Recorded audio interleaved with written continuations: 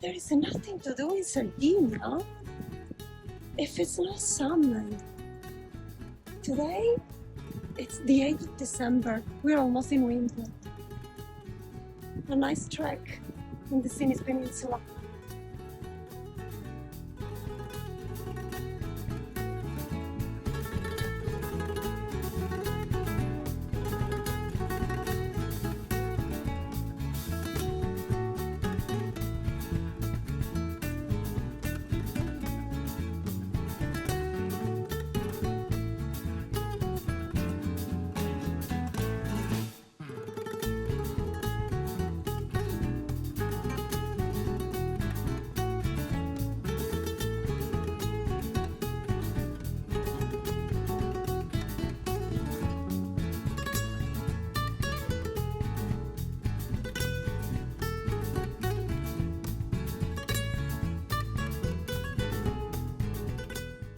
If you're planning your trip to Sardinia and you are not sure where to start, book one of my custom Sardinia itineraries and let me build your holiday, tailored to your interests, your passions, and your priorities.